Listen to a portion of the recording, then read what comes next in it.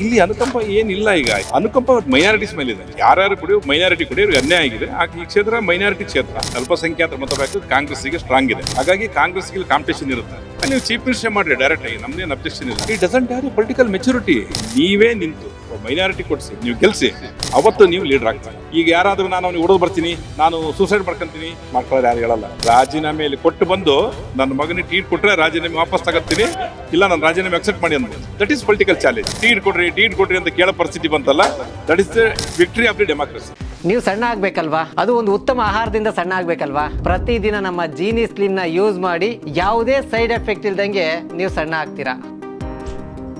ದಾವಣಗೆರೆ ದಕ್ಷಿಣ ವಿಧಾನಸಭಾ ಕ್ಷೇತ್ರ ಏನು ಒಂದ್ ಕಡೆ ಶಾಮನೂರು ಶಿವಶಂಕರಪ್ಪನವರು ನಿಧನದ ಬಳಿಕ ಏನು ಉಪಚುನಾವಣೆ ಎದುರಾಗಿರ್ತಕ್ಕಂಥದ್ದು, ಇನ್ನೇನು ಏಪ್ರಿಲ್ 9ಕ್ಕೆ ಡೇಟ್ ಕೂಡ ಅನೌನ್ಸ್ ಆಯಿತು ಸಾಯಂಕಾಲ. ದಾವಣಗೆರೆ ದಕ್ಷಿಣ ವಿಧಾನಸಭಾ ಕ್ಷೇತ್ರದಲ್ಲಿ ಸಾಕಷ್ಟು ರಂಗೇರಿರ್ತಕ್ಕಂಥದ್ದು ಚುನಾವಣಾ ಕಣ. ಒಂದ್ ಕಡೆ ಅಲ್ಪಸಂಖ್ಯಾತರಿಗೆ ಶತಾಯಗತಾಯ ಟಿಕೆಟ್ ಕೊಡಲೇಬೇಕಂತ ಹೇಳಿ ಒಂದ್ ಕಡೆ ಪಟ್ಟು ಬಿಡಿದ್ರೆ, ಇನ್ನೊಂದ್ ಕಡೆ ಮಲ್ಲಿಕಾರ್ಜುನ್ ಅವ್ರ ಪುತ್ರನಿಗೆ ಟಿಕೆಟ್ ಕೊಡ್ಲೇಬೇಕಂತೇಳಿ ಅವ್ರು ಒಂದ್ ಕಡೆ ಪಟ್ಟು ಬಿದ್ದಿರ್ತಕ್ಕಂಥದ್ದು. ನಮ್ಮ ಜೊತೆಗೆ ಸಾಕಷ್ಟು ಹಿರಿಯರಿದ್ದಾರೆ, ಅವ್ರನ್ನ ಮಾತಾಡಿಸ್ತಾನೆ. ಈ ಬಾರಿ ಚುನಾವಣೆ ಕಣ ಸರ್ ಹೇಗಿರ್ತಕ್ಕಂಥದ್ದು ಸರ್? ಭಾಳ ಕಲರ್ಫುಲ್ ಇರ್ತೈತೆ. ಯಾಕಂದರೆ ಬೈ ಎಲೆಕ್ಷನ್ ಅಲ್ಲ. ನಾರ್ಮಲಿ ಬೈ ಎಲೆಕ್ಷನ್ಸ್ಗಳು ಭಾಳ ಇಂಟ್ರೆಸ್ಟಿಂಗ್ ಇರುತ್ತೆ. ಇಡೀ ರಾಜ್ಯದ ದೃಷ್ಟಿಕೋನ ಈ ಕ್ಷೇತ್ರಗಳ ಮೇಲೆ ಇರುತ್ತೆ. ಹಾಗಾಗಿ ನ್ಯಾಚುರಲಿ ಬೈ ಎಲೆಕ್ಷನ್ಸ್ ಒಂಥರ ಈ ಮದುವೆಯಲ್ಲಿ ಮದುಮಕ್ಕಳಿದ್ದಂಗೆ ಹೆಂಗೆ ಕಾನ್ಸಂಟ್ರೇಷನ್ ಅವ್ರ ಮೇಲೆ ಇರುತ್ತಲ್ಲ, ಹಂಗಿರುತ್ತೆ. ಅಂದರೆ ರಾಜ್ಯದಲ್ಲಿ ಒಂದ್ ಕಡೆ ಬಾಗಲಕೋಟೆ ಸರ್, ಇನ್ನೊಂದು ದಾವಣಗೆರೆ ದಕ್ಷಿಣ ವಿಧಾನಸಭಾ ಕ್ಷೇತ್ರ. ಅಂದರೆ ಎರಡು ಕ್ಷೇತ್ರದಲ್ಲಿ ಅನುಕಂಪ ಅಲ್ಲೇ ಇದೆ ಸರ್. ಎರಡು ಕ್ಷೇತ್ರದಲ್ಲಿ ಇಲ್ಲಿ ಅನುಕಂಪ ಏನಿಲ್ಲ. ಈಗ ಶಿವಶಂಕರಪ್ಪನವರು ನಮಗೆ ಭಾಳ ಆತ್ಮೀಯರಿದ್ದರು, ಹಿರಿಯರಿದ್ದರು, ನಮ್ಮ ತಂದೆ ಸಮಾನ ಇದ್ದರು. ಅವರು 5-6 ಸರಿ ಇಲ್ಲಿ MLA ಹೋಗಿದ್ದಾರೆ. ಅವ್ರ ವಯಸ್ಸಿನ ಸಹಜವಾದಂಥ ಇದರಲ್ಲಿ ಅವ್ರು ತೀರ್ಕೊಂಡಿದ್ದಾರೆ. ಅನುಕಂಪ ಮೈನಾರಿಟೀಸ್ ಮೇಲಿದೆ. 30 ವರ್ಷಗಳ ಕಾಲ 80ಕ್ಕೂ ಹೆಚ್ಚು ಸಾವಿರ ಜನ ಇದ್ದಂಥ ಕ್ಷೇತ್ರದಲ್ಲಿ ನಮಗೆ ಟಿಕೆಟ್ ಸಿಕ್ಕಿಲ್ಲ ಅಂತಕ್ಕಂಥ ನೋವು ಇದೆಯಲ್ಲ, ಅದಕ್ಕೋಸ್ಕರ ನಾವೆಲ್ಲ ಹೆಸರು ಮೈನಾರಿಟಿ ಕೊಡಿ, ಮೈನಾರಿಟಿ ಕ್ಷೇತ್ರ ಇಲ್ಲ, ಯಾರು ಐಯಿಂದ ಕೊಡಿ ಅಂತ ಹೇಳಿದ್ವಿ. ನಾಟ್ ಓನ್ಲಿ ನಾವೇನು ಒಬ್ಬರ ಹೆಸರು ಹೇಳಿಲ್ಲ. ಯಾರ್ಯಾರು ಕುಡಿಯೋ ಮೈನಾರಿಟಿ ಕುಡಿಯೋರಿಗೆ ಅನ್ಯಾಯ ಆಗಿದೆ. ಈ ಕ್ಷೇತ್ರ ಮೈನಾರಿಟಿ ಕ್ಷೇತ್ರ, ಅತಿ ಹೆಚ್ಚಿನ ಜನಸಂಖ್ಯೆಯಲ್ಲಿ ಇರ್ತಕ್ಕಂಥದ್ದು. ಇಡೀ ಜಿಲ್ಲೆಯಲ್ಲಿ ಒಂದು 3-3.5 ಲಕ್ಷ ಜನಸಂಖ್ಯೆ ಇದೆ. ಮೈನಾರಿಟಿ ಕುಡಿ ಅನ್ನೋದು ನಮ್ಮ ಸ್ಪಷ್ಟವಾದಂಥ ನಿಲುವು ಮತ್ತು ಗಟ್ಟಿಯಾದಂಥ ಅಭಿಪ್ರಾಯ ಇದೆ. ಖಂಡಿತ ಸರ್. ಇಲ್ಲಿ ನಿರ್ಣಾಯಕ ಮತದಾರರು ಅಲ್ಪಸಂಖ್ಯಾತರು ಮತ್ತು ಅಹಿಂದ ಮತಗಳು ಸರ್. ಅಂದರೆ ಪ್ರಮುಖವಾಗಿ ಈ ಅಲ್ಪಸಂಖ್ಯಾತರನ್ನ ಮತ ಬ್ಯಾಂಕ್ ರೀತಿ ಉಪಯೋಗ ಮಾಡುತ್ತೆ ಸರ್ ಕಾಂಗ್ರೆಸ್. ಏನಾಗುತ್ತೆ, ಮತ ಬ್ಯಾಂಕು ಸ್ಟ್ರಾಂಗ್ ಇದೆ. ಅಲ್ಪಸಂಖ್ಯಾತರ ಮತ ಬ್ಯಾಂಕು ಕಾಂಗ್ರೆಸ್ಸಿಗೆ ಸ್ಟ್ರಾಂಗ್ ಇದೆ. ಹಾಗಾಗಿ ಕಾಂಗ್ರೆಸ್ಗೆ ಕಾಂಪಿಟೇಷನ್ ಇರುತ್ತೆ. ಈ ಬೇರೆ ಯಾಕೆ ಇಲ್ಲಿ ಬಂದು ಕೇಳ್ತಾರೆ ಅಂದರೆ, ಅಲ್ಪಸಂಖ್ಯಾತ ನಮ್ಮನ್ನು ಬಿಟ್ಟು ಬೇರೆ ಯಾರಿಗೂ ಹಾಕಲ್ಲ, ನಮಗೆ ಬಿಟ್ಟು ಇನ್ಯಾರಿಗೆ ಹಾಕ್ತಾರೆ, ಅವ್ರು ಬೇರೆ ಕಡೆ ನಿಲ್ಲಲ್ಲ. ಯಾಕಂದ್ರೆ ಇಲ್ಲಿ 80,000 ನಿಮಗೆ ಇದೆಯಲ್ಲ, ಏನು ಅಲ್ಲಿಂದ ಸ್ಟಾರ್ಟ್ ಆಗುತ್ತಲ್ಲ ನಿಮ್ಮ ಕೌಂಟಿಂಗು. ಅದಕ್ಕೋಸ್ಕರ ಇಟ್ಸ್ ಸೇಫೆಸ್ಟ್ ಕಾನ್ಸ್ಟಿಟ್ಯೂನ್ಸಿ. ಇದನ್ನು ಬಿಟ್ಟರೆ ಮತ್ತೆ ಇದಕ್ಕಿಂತ ದೊಡ್ಡ ಸೇಫೆಸ್ಟ್ ಕಾನ್ಸ್ಟಿಟ್ಯೂನ್ಸಿ ನಮಗಿಲ್ಲ. We have to retain this constituency ಅಂತ ಅವ್ರು ಇರುತ್ತೆ ಅಷ್ಟೇ.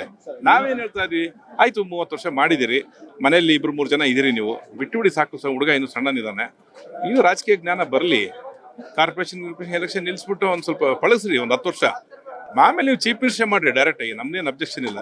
ಸದ್ಯಕ್ಕೆ ಈ ಥರ ಬಿಡಿ ಅನ್ನೋದು ನಮ್ಮ ಅಭಿಪ್ರಾಯ. ಅಂದರೆ ಒಂದ್ ಕಡೆ ಅಲ್ಪಸಂಖ್ಯಾತರಿಗೆ ಅವರೇ ಇವ್ರು ನಿಂತ್ಕೊಳ್ಳಿ ಅಂತ ಹೇಳಿ ಯಾರನ್ನಾದ್ರೂ ಒಬ್ರು ಗುರುತಿಸಿ ಟಿಕೆಟ್ ಅನ್ನ ಕೊಡಿಸ್ಬಿಟ್ಟು ಈ ಎಲೆಕ್ಷನ್ ಜಯಬೇರಿ ಬಾರಿಸ್ಕೊಂಡು ಬಂದಿದ್ರು, ಏನೋ ಒಂದು ಅವ್ರ ಮೇಲೆ ಇನ್ನೂ ಒಂದು ಜಾಸ್ತಿ ಆಗ್ತದೆ. ಇದು ಏನ್ ಗೊತ್ತಾ, this is a political matured question. ನಿಮ್ದು ಯಾರೇ ಪೊಲಿಟಿಕಲ್ ಮೆಚ್ಯೂರ್ಡ್ ಇರ್ತಕ್ಕಂಥವ್ರು, ನಾನು ಈ ಕ್ಷೇತ್ರದಲ್ಲಿ ಗೆದ್ದೀನಿ, ನಮ್ಮ ಮನೆಯವರು ಈ ಕ್ಷೇತ್ರದಲ್ಲಿ MP ಇದ್ದಾರೆ, ನಾನೊಬ್ಬ ಮೈನಾರಿಟಿ ಗೆಲ್ಸ್ಕೊಂಡ್ರೆ ಒಂದು 3 ಲಕ್ಷ ಓಟು ಮತ್ತು 3 ಲಕ್ಷ ಜನ ನಾನು ಹಿಂದಿರ್ತಾರೆ ಅಂತಕ್ಕಂಥ ಅಭಿಪ್ರಾಯ ಇರಬೇಕು. That is a political maturity. ಈ ಡಸಂಟ್ ಹ್ಯಾವ್ ಪೊಲಿಟಿಕಲ್ ಮೆಚ್ಯೂರಿಟಿ. ನಾವೇನು ಮಾಡಬೇಕು? ಬಡ್ಕಂಡ್ ಸಾಹೇಬ್, ನಾನು ನಿನ್ನೆ ಯಾರೋ TV ನಾನು ಹೇಳ್ತಾ ಇದ್ದೆ, ನಾನು ಮಲ್ಲಿಕಾರ್ಜುನ್ ನನಗೆ ಆತ್ಮೀಯ ಮಿತ್ರ, ಭಾಳ ವರ್ಷ ಹಿಂದೆ ನನ್ನ ಸ್ನೇಹಿತ. ಆತಗೆ ನಾನು ಈಗಲೂ ರಿಕ್ವೆಸ್ಟ್ ಮಾಡ್ಕೊತೀನಿ, ಈಗಲೂ ನಾನು ಆತನಿಗೆ ಒಂದು ಸಜೆಷನ್ ಕೊಡ್ತೀನಿ, ನೀವೇ ನಿಂತು ಮೈನಾರಿಟಿ ಕೊಡಿಸಿ, ನೀವು ಗೆಲ್ಲಿಸಿ, ಅವತ್ತು ನೀವು ಲೀಡರ್ ಆಗ್ತೀರಾ. ಇಲ್ಲ ಅಂದರೆ ನೀವೊಂದು ವಂಶ ಪಾರಂಪರ್ಯವಾದಂಥ ಆಡಳಿತಕ್ಕೆ ಬುನಾದಿ ಆಗ್ತೀರಾ. 3ನೇ ತಲೆಮಾರು ನಿಮ್ಮ ಮಂತನಕ್ಕೆ ನೀವು ಟಿಕೆಟ್ ಕೊಡಿಸೋದ್ರಿಂದ ನಿಮಗೆ ಮುಂದಿನ ದಿವಸಗಳಲ್ಲಿ ರಾಜಕೀಯದಲ್ಲಿ ನಿಮಗೊಂದು ದೊಡ್ಡ ಕಪ್ಪು ಚುಕ್ಕೆ ಆಗಿರುತ್ತೆ ಅಂತಕ್ಕಂಥದ್ದು ನನ್ನ ಸಲಹೆ ಅವರಿಗೆ. ತಾವು ಕೂಡ ಸರ್ ಸಾಕಷ್ಟು ಒಳ್ಳೆ ಮಾತುಗಳನ್ನ ಆಡಿದ್ರಿ ಸರ್, ನಾನು ಕೂಡ ನೋಡ್ತಾ ಇದ್ದೆ. ತಾವು ಕೂಡ ಹೇಳಿದ್ರಿ ಸಮರ್ಥ ಅವ್ರಿಗೆ ಟಿಕೆಟ್ ಅವ್ರು ಕೇಳೋದೇನು ತಪ್ಪಲ್ಲ, ಕೇಳುವಂತ ಏನು ಇವಾಗ ಸಂದರ್ಭ ಇದೆಯಲ್ಲ ಅದು ಸರಿ ಇಲ್ಲ. ಯಾಕಂದ್ರೆ ಒಂದ್ ಕಡೆ ಅಲ್ಪಸಂಖ್ಯಾತರು ಪಾಪ ಸಾಕಷ್ಟು ಜನ ಇದ್ದಾರೆ ಆಸ್ಪಿರೆಂಟ್ಸ್, ಯಾರಿಗಾದ್ರೂ ಕೊಡ್ಲಿ, ಇವ್ರ ಹೆಸರಂತೆ ತಾವೇನು ಹೇಳಿಲ್ಲ. ಅದನ್ನ ಹೊರತುಪಡಿಸಿ ಅಹಿಂದ ಮತಗಳು ಕೂಡ ಇರ್ತಕ್ಕಂಥದ್ದು, ಅಹಿಂದ ಯಾರಿಗಾದ್ರೂ ಟಿಕೆಟ್ ಕೊಡ್ಲಿ ಅಂತ ತಾವು ಕೂಡ ಹೇಳಿದ್ರಿ ಸರ್. ಅದನ್ನ ಅವರು ಯೋಚನೆ ಮಾಡ್ಬೇಕಿತ್ತಲ್ವಾ. ಈಗ ಅವರು ಶತಾಯಗತಾಯ ಅವ್ರ ಮಗನಿಗೆ ಟಿಕೆಟ್ ಕೊಡಿಸ್ಬೇಕಂತೇಳಿ ಸಾಕಷ್ಟು ಮುಂಚೂಣಿಯಲ್ಲಿ ಇರ್ತಕ್ಕಂಥದ್ದು. ಅವ್ರು ಹೇಳ್ತಾರೆ ಒಂದ್ ಕಡೆ ಟಿಕೆಟ್ ಕೊಡದೇ ಇದ್ರೆ ನಾನು ಸಚಿವ ಸ್ಥಾನಕ್ಕೆ ರಾಜೀನಾಮೆ ಕೊಡ್ತೇನೆ ಅಂತ ಹೇಳ್ತಾರೆ. ಇನ್ನೊಂದು ಕೊಡಲ್ಲ, ಯಾವ ಕಾರಣಕ್ಕೂ ಕೊಡಲ್ಲ, ಬರ್ಕೊಡ್ತೀನಿ ನಿಮಗೆ. ಕಷ್ಟಪಟ್ಟು ಮಂತ್ರಿ ಆಗಿರೋರು ಇವೆಲ್ಲ ನೋಡಿ, ಈ ಬ್ಲ್ಯಾಕ್ ಮೇಲ್ ಪಾಲಿಟಿಕ್ಸ್, ಈ ಬ್ಲ್ಯಾಕ್ ಮೇಲ್ ಪಾಲಿಟಿಕ್ಸ್. ಈಗ ಯಾರಾದರೂ ನಾನು ಅವನಿಗೆ ಹೊಡೆದು ಬರ್ತೀನಿ, ನಾನು ಸೂಸೈಡ್ ಮಾಡ್ಕೊಂತೀನಿ, ಮಾಡ್ಕೊಳ್ಳೋರು ಯಾರು ಹೇಳಲ್ಲ. ರಾಜೀನಾಮೆಯಲ್ಲಿ ಕೊಟ್ಟು ಬಂದು ನನ್ನ ಮಗನಿಗೆ ಟೀಟ್ ಕೊಟ್ಟರೆ ರಾಜೀನಾಮೆ ವಾಪಸ್ ತಗೋತೀನಿ, ಇಲ್ಲ ನಾನು ರಾಜೀನಾಮೆ ಅಕ್ಸೆಪ್ಟ್ ಮಾಡಿ ಅನ್ಬೇಕು. That is political challenge. See that's what I am telling. ನೀವು ಆಗಲಿ ಕೇಳಿದೆ ಇದು ಲ್ಯಾಕ್ ಆಫ್ ಪೊಲಿಟಿಕಲ್ ನಾಲೆಡ್ಜ್, ರಾಜಕೀಯ ಜ್ಞಾನ ಕಡಿಮೆ ಇರೋದ್ರಿಂದ ಈ ಥರ ಆಕ್ಟಿವಿಟೀಸ್ ಮಾಡ್ತಾರೆ ಅವರು. ಆಮೇಲೆ ಎಲ್ಲ ನಮ್ಮನೆಗೆ ಇರಬೇಕು, ಅವ್ರ ಮನೆಗೆ ಇರಬೇಕು ಅನ್ನೋಕೆ ಯಾಕೆ? ಬಿಡಿಯಪ್ಪ ಗೆಲ್ಸ್ಕೊಳ್ಳಿ. ಆ ಸಮಾಧಾನ ಒಬ್ಬನಿಗೆ ಅವಕಾಶ ಕೊಟ್ಟು ಗೆಲ್ಸ್ಕೊಳ್ಳಿ, ಇನ್ನೊಬ್ಬ ಸಮಾಧಾನ ಕೊಟ್ಟು ಗೆಲ್ಸ್ಕೊಳ್ಳಿ. ನಿಮ್ಮ ಜೊತೆಗೆ ಇರ್ತಾರಲ್ಲ ನಾಳೆ ಅವರು, ನಿಮ್ಗೇನು ಎಗ್ನೆಸ್ಟ್ ಆಗ್ತಾರೆ ಅವರು? ಇದು ಯಾಕೆ ಅವ್ರಿಗೆ ಈ ಸಂದರ್ಭದಲ್ಲಿ ಹೊಳಿತಾ ಇಲ್ಲ ಅಂತಕ್ಕಂಥದ್ದು ನನಗೆ ಪ್ರಶ್ನೆ ಆಗ್ಬಿಡಿದೆ. ಯಾಕೆ ನಾನು 30 ವರ್ಷದ ರಾಜಕಾರಣದಲ್ಲಿದ್ದೀನಿ, ನಾನು ಹೋರಾಟದ ಹಿನ್ನೆಲೆಯಿಂದ ರಾಜಕಾರಣಕ್ಕೆ ಬಂದಿರೋನು. ಆ ರಾಜಕಾರಣದಾಗ ನಾನು ಏನೋ ಆಗಬೇಕು ಅಂತಿಲ್ಲ, ಏನಾಗಲಿಲ್ಲ ಅಂದ್ರೂ ತೊಂದರೆ ಇಲ್ಲ, ಮನುಷ್ಯನಾಗೆ ಸಾಯ್ತೀನಿ ನಾನು. That's not important for that. ಇವರಿಗೆ ಈ ಇಡೀ ರಾಜ್ಯ ಒಂದು ಮೈನಾರಿಟಿ ಕೊಡಿ ಅಂಥೇಳಿ ಸುಮಾರು ರಾಜ್ಯದಲ್ಲಿ ಎಲ್ಲ ಜಿಲ್ಲಾ ಕೇಂದ್ರಗಳಲ್ಲಿ ಪತ್ರಿಕಾಗೋಷ್ಠಿ ನಡೆಸಿದೆ, ಜಿಲ್ಲಾ ಕೇಂದ್ರಗಳಲ್ಲಿ ಒತ್ತಾಯಗಳು ಮಾಡಿದೆ. ಏನೋ ಇಡೀ ರಾಜ್ಯ ತುಂಬ ಒತ್ತಾಯ ಇದೆ, ಇಲ್ಲಿ ಮೈನಾರಿಟಿ ಜಾಸ್ತಿ ಇದ್ದಾರೆ ಅಂತೇಳಿ ಅವ್ರಿಗೆ ಬಿಟ್ಬಿಡ್ಬೇಕು ಇದನ್ನ. ಅವರು ಇದನ್ನ ಯಾಕೆ ಹಠ ಹಿಡಿದ್ರೆ ಗೊತ್ತಿಲ್ಲ, ಬಟ್ ಅವ್ರು ಒಳ್ಳೇದಕ್ಕಂತೂ ಅಲ್ಲ ಇದು. That's very. ಯಾಕಂದ್ರೆ ಇನ್ನೊಂದು ಅವ್ರು ಹೇಳಿದ ಹಾಗೆ ಸಮರ್ಥ ಅವ್ರಿಗೆ ಸರಿಯಾದಂಥ ವಯಸ್ಸು. ಯಾಕಂದ್ರೆ ಎಷ್ಟು ಜನ ಅಲ್ಲಿ ನಾನು ಮಾತಾಡ್ಬೇಕಾದ್ರೆ ಹೇಳ್ತಾ ಇದ್ರು, ಸಮರ್ಥ ಅವರು ಏನಿರುತ್ತೆ ಒಂದು ನರ್ಸರಿಯಿಂದ ಸ್ಕೂಲ್ಗೆ ಹೋಗ್ಬೇಕಾಗುತ್ತೆ. ಒಮ್ಮೆ 10th ಕ್ಲಾಸಿಗೆ ಬಂದ್ರೆ ಹೇಗಿರುತ್ತೆ ಅದ್ರ ಬಗ್ಗೆ ನಾಲೆಜ್ ಇರಲ್ಲ ಅಂತ ಹೇಳ್ತಾರೆ. ಹೌದು, ನೀವು ನರ್ಸರಿ ಹುಡುಗನ ಕರ್ಕೊಂಡ್ಬಂದು SLC ಎಕ್ಸಾಮ್ ಕೂರಿಸಿದ್ರೆ ಫೇಲ್ ಆಗ್ತಾನೆ ನೀವು. ಇಟ್ಸ್ ಅ ಪ್ರೋಸೆಸ್ ರೀ, ಇಟ್ಸ್ ಅ ಪ್ರೋಸೆಸ್. ಒಂದು ಫ್ಯಾಮಿಲಿ ಅವ್ರ ತಂದೆ ತಾಯಿ ಪ್ರಭಾವ ಇದಾರೆ ಅಂತ ಹೇಳಿ ನೀವು ಅವ್ರಿಗೆ ಟಿಕೆಟ್ ಕೊಟ್ರೆ ಪಾಪ ಹುಡುಗನ ಮನಸ್ಥಿತಿ ಏನಿರುತ್ತೆ? ನೀವು ಹುಡುಗನಿಗೆ ಹೇಳಿ political knowledge, you can gain the political knowledge. ನೀವು ಒಂದೇ ಸರಿ ಅಧಿಕಾರ ಕೊಡಿಸ್ಬಿಡ್ತೀನಿ, ನನ್ನ ಮನೆಯವ್ರ MP ಇದ್ದಾರೆ, ನಾನು ಮಂತ್ರಿ ಇದ್ದೀನಿ, that is not the way to politics. ತಂದೆಯವರೇ ಅವ್ರ ಮಗನ ಭವಿಷ್ಯನ ಹಾಳು ಮಾಡ್ತಾ ಇರ್ತಕ್ಕಂಥದ್ದು ಆ ಥರ ವಾತಾವರಣ ಇದೆ. ಅವ್ರು ಮಾಡ್ತಕ್ಕಂಥ ನಡವಳಿಕೆಗಳನ್ನ ಗಮನಿಸಿದ್ರೆ ಪಾಪ ಹುಡುಗನ ಬಗ್ಗೆ ನನಗೆ ಕನಕರ ಇದೆ. ಯಾಕಂದ್ರೆ ಅವನು ಇನ್ನೂ ಒಳ್ಳೆ ಹುಡುಗ, ಅವನ ಬಗ್ಗೆ ನನಗೆ ಭಾಳ ಜನ ಕೇಳ್ತಾ ಇರ್ತೀರಿ. ಈಸ್ ಅ ವೆರಿ ಗುಡ್ ಬಾಯ್. ಅವ್ರಿಗೆ ಇನ್ನೂ ಸ್ವಲ್ಪ ಟ್ರೈನ್ ಮಾಡಬೇಕು. ಒಂದೆರಡು ಯಾರೋ ಇದೇ ಎಲೆಕ್ಷನ್ನು ನಾನು ಹೇಳಿದೆ, ಕಾರ್ಪೊರೇಷನ್ ಕಂಟೆಸ್ಟ್ ಮಾಡಿಸಿ ಹೇಳಿ ಸರಿ, ಮುನ್ಸಿಪಾಲ್ಟಿಗೆ ಬರಲಿ. ನಿಮ್ಮ ತಂದೆ ಮುನ್ಸಿಪಲ್ ಮೆಂಬರ್ ಆಗಿದ್ರು, ನಿಮ್ಮ ತಂದೆ ಮುನ್ಸಿಪಲ್ ಅಧ್ಯಕ್ಷ ಆಗಿದ್ರು, ಅನುಭವ ಇತ್ತು ಅವ್ರಿಗೆ. ಹಂಗಾಗಿ ಅದನ್ನ ಮಾಡಿ, ನೀವು ಫಸ್ಟ್ ಆ ಕೆಲಸ ಮಾಡಿ ನೀವು ಅಂತ ಹೇಳ್ತಾ ಇದ್ದೀವಿ. ನೋಡೋಣ, ಅವ್ರಿಗೆ ದೇವರವ್ರಿಗೆ ಒಳ್ಳೆ ಬುದ್ಧಿ ಕೊಡಲಿ. ಕೊನೆಯದಾಗಿ ಸರ್, ಈ ಬಾರಿಗೆ ಸರ್ ತಾವು ಕೂಡ ಸಾಕಷ್ಟು ಅಂತ ಹೇಳಿದ್ರಿ, ಪಕ್ಷದ ಹೈಕಮಾಂಡ್ ವರಿಷ್ಠರು ಅವ್ರಿಗೆ ಮಣೆ ಹಾಕಿದ್ದಾದ್ರೆ ಏನಾಗ್ಬೋದು ಸರ್ ಈ ಒಂದು ಕ್ಷೇತ್ರ? ಸದ್ಯಕ್ಕೆ ನಾನು ಹೇಳೋದು ಕಷ್ಟ, ಬಟ್ ವ್ಯತಿರಿಕ್ತವಾಗಿರುತ್ತೆ. ಅವ್ರು ಏನು ಯೋಚನೆ ಮಾಡಿದಾರಲ್ಲ, ವೆರಿ ಸಿಂಪಲ್. ದುಡ್ಡು ಖರ್ಚು ಮಾಡ್ಬಿಡೋದು, ಓಟಿಗೆ 5,000 ಕೊಡ್ತೀನಿ, 10,000 ಕೊಡ್ತೀನಿ. ಇದು ಯಾರು ಅವ್ರ ತಲೆಗೆ ತುಂಬಿದ್ರೆ ದಟ್ಸ್ ಅ ರಾಂಗ್ ಕಾನ್ಸೆಪ್ಟ್. ಇಲ್ಲಿ ನೋಡಿದ್ರಲ್ಲ ನೀವೇ, ಜನಕ್ಕೆ ಒಂದು ಯಂಗ್ಸ್ಟರ್ಸ್ ಏನಿದ್ರಲ್ಲ ಮೈನಾರಿಟಿಯಲ್ಲಿ, ಅವ್ರಿಗೆ ಈ ಸರಿ ಒಂದು ಇದು ಅರ್ಜಿ ಬಂದಿದೆ. ಆ ಅರ್ಜಿ ಇದೆ ಅಲ್ಲ, ಅವ್ರಿಗೆ ತೊಂದರೆ ಆಗುತ್ತೆ ಸರ್. ಇನ್ನೊಂದು ತಾವು ಕೂಡ ಹೇಳ್ತಾ ಇದ್ರಿ ಸರ್, ಅಂದ್ರೆ ಈ ದಾವಣಗೆರೆ ದಕ್ಷಿಣ ವಿಧಾನಸಭಾ ಕ್ಷೇತ್ರ ಯಾಕಂತಂದ್ರೆ ಒಂದ್ ಕಡೆ ಸಾಕಷ್ಟು ಮಲತಾಯಿ ಧೋರಣೆ ಇರ್ತಕ್ಕಂಥದ್ದು, ಒಂದ್ ಕಡೆ ಉತ್ತರಕ್ಕಾದಂತ ಕೆಲಸಗಳು ದಕ್ಷಿಣದಲ್ಲಿ ಆಗಿಲ್ಲ ಅಂತ ಹೇಳಿ ಅದು ಎಲ್ಲ ಮೈನಾರಿಟೀಸ್ ಹೇಳ್ತಾರದು. ನಾವೊಬ್ಬರೇ ಅಲ್ಲ, ಕಂಪೇರ್ ಮಾಡ್ತಾರಲ್ವಾ. ಏನ್ ದೂರ, ಇಲ್ಲಿ 1/2 ಕಿಲೋಮೀಟರ್ ಹೋದ್ರೆ ಉತ್ತರಕ್ಕೆ ಬರ್ತೈತಿ. ಉತ್ತರದಲ್ಲಿ ಏನಾಗಿದೆ, ಇಲ್ಲಿ ಏನಾಗಿದೆ? ಒಂದು ಇಂಡಸ್ಟ್ರಿ ಆಗಿಲ್ಲ. ಉತ್ತರ ಅಲ್ಲಿ ದಕ್ಷಿಣ ಅಲ್ಲಿ ದಾವಣಗೆರೆಗೆ ಒಂದು ದೊಡ್ಡ ಇಂಡಸ್ಟ್ರಿ ಆಗಿಲ್ಲ, ಒಂದು ಸರ್ಕಾರಿ ಮೆಡಿಕಲ್ ಕಾಲೇಜ್ ತರಕ್ಕಾಗಿಲ್ಲ ನಾವು. ಈ ತರ ಎಲ್ಲ ಬಹಳ ಮೈನಸ್ ಪಾಯಿಂಟ್ಸ್ ಇದೆ ಅವ್ರಿಗೆ. ನೋಡೋಣ, ಬಂದ್ರೆ ಉತ್ತರ ಕೊಡ್ಲಿ. ಮಂತ್ರಿ ಅಲ್ಲ ಅವರು, ಹೇಳ್ಬೇಕಲ್ಲ ಅವ್ರು ಬಂದ್ ಜನಕ್ಕೆ ನಾನು ಏನ್ ಮಾಡಿದೀನಿ ಅಂತ. ಕಡೆ ನಿಯೋಗ ಕರ್ಕೊಂಡು ಹೋಗ್ತಾರೆ, ಭೇಟಿ ಮಾಡಿಸ್ತಾರೆ, ಅಲ್ಪಸಂಖ್ಯಾತರನ್ನ ಒಂದು 350 ಜನಕ್ಕೆ ಕರ್ಕೊಂಡು ಹೋಗ್ತಾರೆ. ಸರ್ ಏನ್ ಸರ್ ಸ್ಟ್ರಾಟಜಿ ಇದು? ಅಂದ್ರೆ ಮುಂಚೆ B.Pharm ಅವ್ರ ಮನೆಗೆ ತಂದು ಕೊಡ್ತಿದ್ರಂತೆ, ಇವಾಗ B.Pharm ತರ್ಲಿಕ್ಕೆ ಇಷ್ಟು ಒಂದು ಕಾಂಪಿಟೇಷನ್ ಅಲ್ಲ. ಅವ್ರ ಪರಿಸ್ಥಿತಿ ಇಲ್ಲಿ ಬಂತಲ್ಲ ಅಂತೇಳಿ ನಮ್ಗೆ ವ್ಯತ್ಯ ಅನ್ಸುತ್ತೆ. ಪಾಪ ಅವರು ಫ್ಯಾಮಿಲಿ ನೋಡಿ, ಮನೆಗೆ ಪಾಪ ಯಜಮಾನ್ರಿಗೆ ಮನೆ ಬಾಗ್ಲಿ ಟಿಕೆಟ್ ಕಳ್ಸೋರು, ಇವ್ರು ಬಂದು ರೋಡಲ್ಲಿ ನಿಂತು ಟಿಕೆಟ್ ಜನಗಳು ಕರ್ಕೊಂಡು ಹೋಗಿ ಟಿಕೆಟ್ ಕೊಡ್ರಿ ಅಂತ ಕೇಳೋ ಪರಿಸ್ಥಿತಿ ಬಂತಲ್ಲ, that is the victory of the democracy. ಪ್ರಜಾಪ್ರಭುತ್ವದ ಗೆಲುವು. ಈ ನನಗೂ ಟಿಕೆಟ್ ಕೊಡಿ, ಜನ ಕರ್ಕೊಂಡೋಗಿ ಸಾವಿರಾರು ಜನ ನಿಲ್ಲಿಸಿ, ಕ್ಯೂ ನಿಲ್ಲಿಸಿ, ಮುಖ್ಯಮಂತ್ರಿಗಳು ಮಾತಾಡಿಸಿ ಟಿಕೆಟ್ ಕೊಡಿ ಅಂತ ಕೇಳ್ತದಾರಂದ್ರೆ ಅಪಾಪಿತನ ಅಂತೀವಿ ಅವ್ರು ನಾವು ಕನ್ನಡದಲ್ಲಿ. They came to that stand. ಯಾಕದು ಆಯ್ತು ಅದನ್ನ ಅವ್ರು ಯೋಚನೆ ಮಾಡ್ಬೇಕು. ಆಕ್ಚುಲಿ ಮಲ್ಲಿಕಾರ್ಜುನ್ ಸೀರಿಯಸ್ ಆಗಿ ಯೋಚನೆ ಮಾಡ್ಬೇಕು. ಆತನ ಪೊಲಿಟಿಕಲ್ ಭವಿಷ್ಯ ನಿಂತಿದೆ ಈ ಚುನಾವಣೆ ಮೇಲೆ. ಇನ್ನು ಸಮಯ ಅವಕಾಶ ಇದೆ ಸರ್ ಇದಕ್ಕೆ? ಇದೆ, ಇನ್ನೂ ಟೈಮ್ ಇದೆ, ಇನ್ನೊಂದು ವಾರ ಇದೆ ಅಲ್ವಾ. ಇನ್ನು ನಾಳೆ 58 ನಾಳೆ 8 ದಿವಸಕ್ಕೆ nomination last. he has to think again. On your media, I'm giving a suggestion, please rethink your opinion.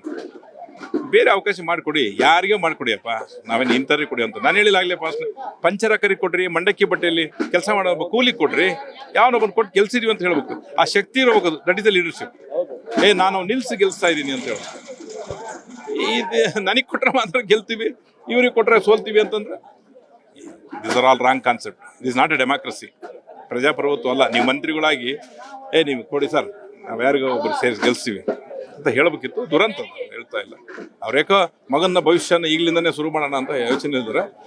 ಅದು ಭಾಳ ಜನನು ಅದ್ರಲ್ಲಿ ನೋಡಿದ್ರೆ ಬೊಮ್ಮಾಯಿ ಮಗನ್ ಏನಾಯ್ತು, ಕುಮಾರಸ್ವಾಮಿ ಮಗನ್ ಏನಾಯ್ತು, ಇವೆಲ್ಲ ನಮ್ ಕಣ್ ಮುಂದಿದಾವೆ. ಇವನ್ನೆಲ್ಲ ಯೋಚನೆ ಮಾಡ್ಬೇಕಾಗತ್ತೆ ಸರ್. ಆಕ್ಚುಲಿ ಇದೇ ಸೇಮ್ ಘಟನೆ ಭರತ್ ಬೊಮ್ಮಾಯಿ ಅವ್ರಿಗೆ ಆಯ್ತು, ಸೇಮ್ ಅದೇ ರೀತಿ.